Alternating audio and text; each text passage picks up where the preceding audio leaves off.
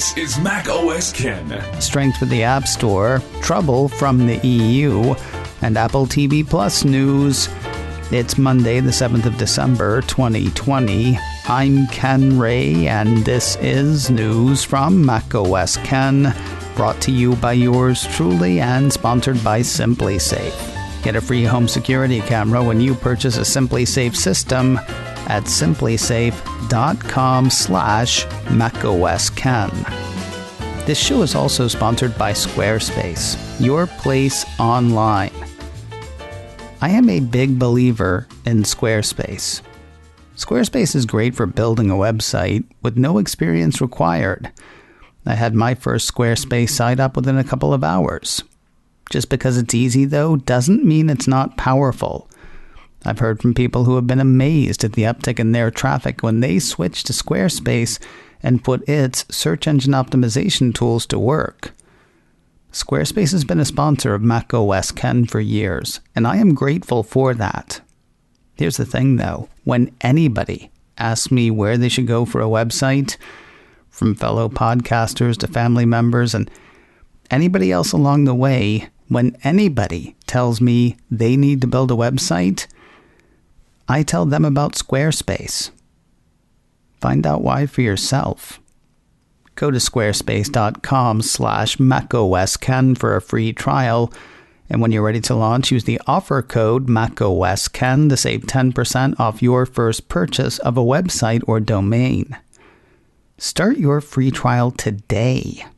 And when you're ready to launch, use the offer code MacOSKen to save 10% off your first purchase of a website or domain at squarespace.com/macOSKen. And a big thanks to Squarespace for sponsoring today's show. Add another financial analyst surprised by strength this quarter in the App Store. Apple Insider had Morgan Stanley analyst Katie Huberty issuing a note on Friday, pointing to strength in Apple services.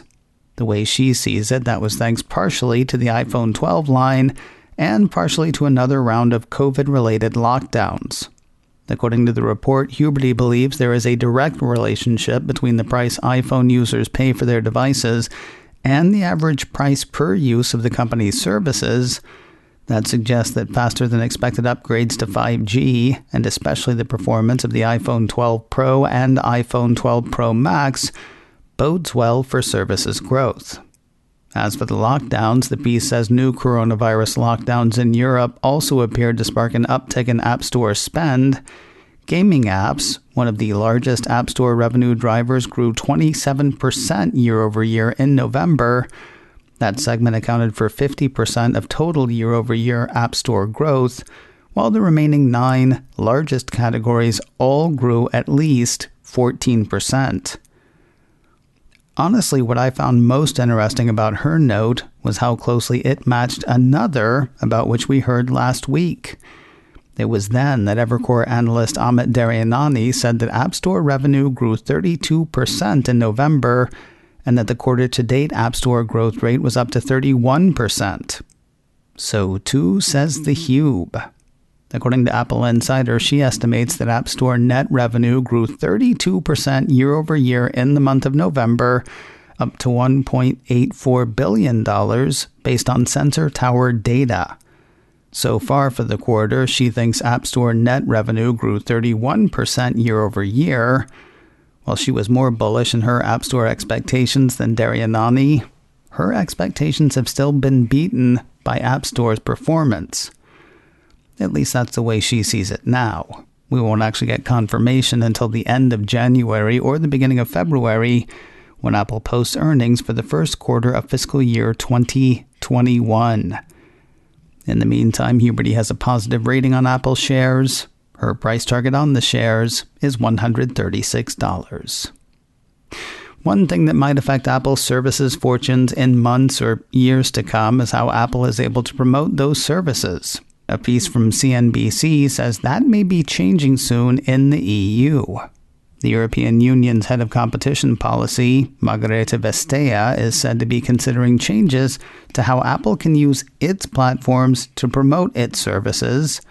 Speaking to CNBC on Friday, Vestager said, "With power, with strength comes responsibility, and part of that is, for instance, that you don't promote yourself when your services are in competition with other services." According to CNBC, often tech giants show their products at the top of online search engines, which increases the chances that customers will opt for their services. This is known as self-preferencing, and was the reason why Spotify brought up a complaint against Apple in 2019. Vestager seems to indicate that companies like Apple should level the playing field, enable other people to do their business in a way that is fair and square, she says. It matters not, it seems, who laid the field on which they're playing.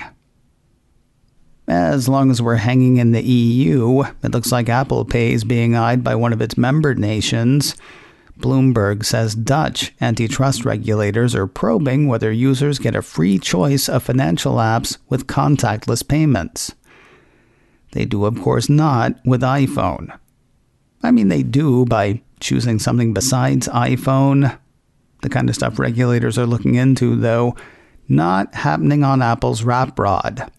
According to Bloomberg, the Netherlands Authority for Consumers and Markets said on Friday that it started an investigation into payment apps' access to near-field communication, which allows people to wave their phones at payment terminals to make purchases. While the regulator didn't name Apple, the piece continues, it cited concerns that the software on some smartphones only allows the software developer's own payment app to connect to NFC communication. So they didn't blame Apple out loud. Bloomberg had authorities saying they will investigate whether limiting the payment app's access to NFC communication reduces the user's freedom of choice, and that if it does establish a violation, it may result in a penalty, such as a fine. Just as the authority did not address Apple directly, Bloomberg got a response from Apple that didn't address the probe directly. Rather, Apple pointed out that it designed Apple Pay as a simple and secure way for customers to use the payment card of their choice on their Apple devices. The company also said it competes every day, working with banks, fintechs, and merchants to be the best payment option for business and consumers across the Netherlands, according to the Bloomberg report. If the screen on your iPhone 11 isn't responding to your touch, you may be a ghost. Either that or there's a problem with your screen, which does seem more likely. Cult of Mac says Apple launched an iPhone 11 display module replacement program late on Friday. The program is meant to repair a small percentage of units that are experiencing problems with the touchscreen. According to the report, the replacement program doesn't cover every iPhone 11. Users of the device can check their serial number on the Apple Support website to see if their unit is part of the program. All affected devices were manufactured between November 2019 and May 2020. Again, though, this wouldn't cover all iPhone 11s made in that 6-month span. The way the cult sees it, the serial number check likely indicates that Apple determined that the malfunctioning touchscreens were made by just one of its parts suppliers. More news in a moment, but first a word from SimpliSafe, the right way to protect your home. Whether it's from a break-in, a fire, flooding, or a medical emergency, SimpliSafe Home Security delivers award-winning 24/7 protection. With SimpliSafe, you don't just get a bunch of cameras and sensors. You get the best professional monitors in the business. They've got your back day and night, ready to send police, fire, or EMTs when you need them most, straight to your door. Secure, sure, but the Simply part is pretty special too. Took me about half an hour to get my sensors and keypad in place. You do that yourself and it's, well, simple. If you've been considering it, now is an excellent time to try, because right now my listeners get a free home security camera when you purchase a SimpliSafe system at simplysafe.com/radio. macOS Ken. You also get a 60-day risk-free trial, so there's nothing to lose. Visit simplysafe.com/macOSKen for your free security camera today. That's simplysafe.com/macOSKen. And thank you to SimpliSafe for sponsoring today's show. A little over a year after its launch, Apple has put out a clip reel for some of the offerings on Apple TV+. Apple Insider says the minute-and-a-half video glimpses such Apple originals as Defending Jacob, For All Mankind, and Greyhound. You can catch it for yourself on YouTube. How do you know that Apple TV Plus has hit the big time? An executive seems to be playing studio politics with it. The headline from Apple Insider said work on Apple TV Plus thriller Tehran second season has already started. Now, if you're thinking I didn't know Apple had ordered a second season, that's because it hasn't. An exec who helped bring Tehran to the Cupertino streamer spoke, one assumes remotely, at a conference last week. Julian Leroux told the Asian Television Forum in the Singapore Media Festival, "I can say that we are working on the second season. It's not been officially greenlit. We are working on it, so hopefully we'll have some good news by the end of the year." Quoting Apple Insider, Leroux claimed the show has received considerable good feedback from many countries, including India, Japan, and Singapore, though admittedly didn't have access to internal Apple metrics. I think something that is important for them is stories that can also travel and not necessarily be a local show for a local audience. It needs to be a local show for a global audience, he said. See? Studio politics. Apple TV Plus is big time.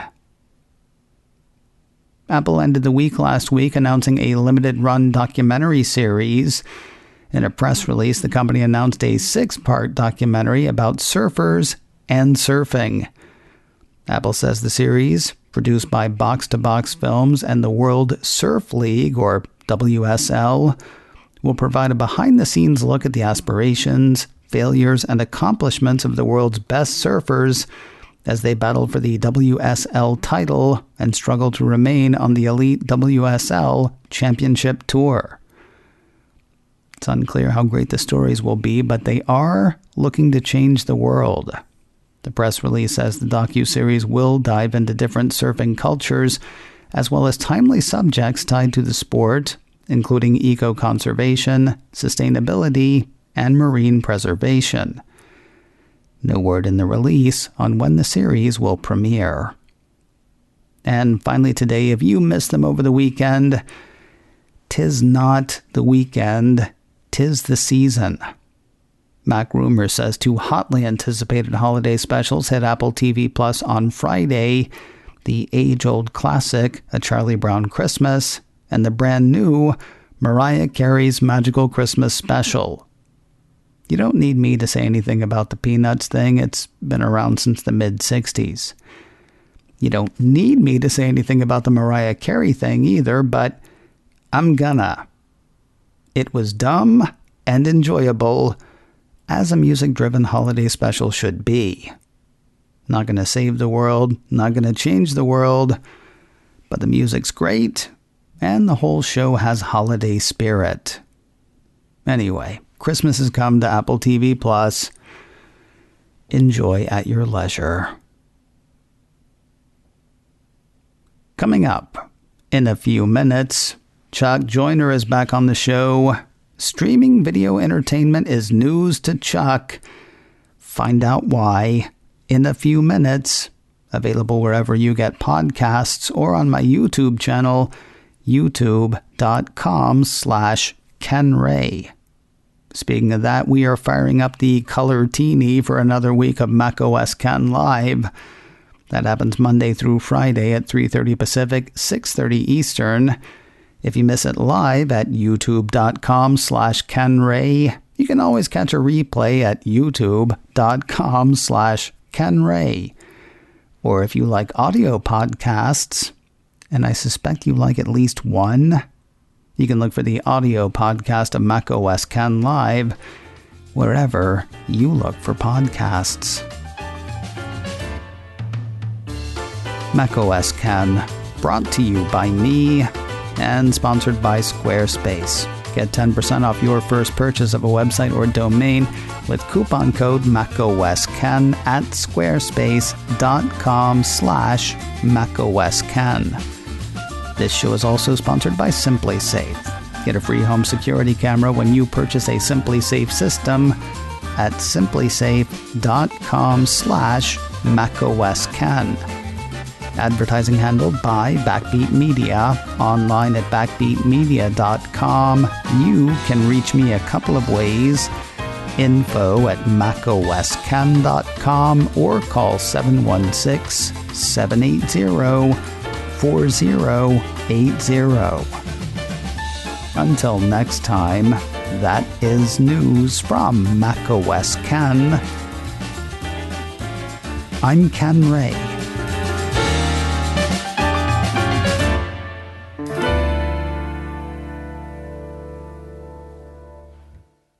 Ciao.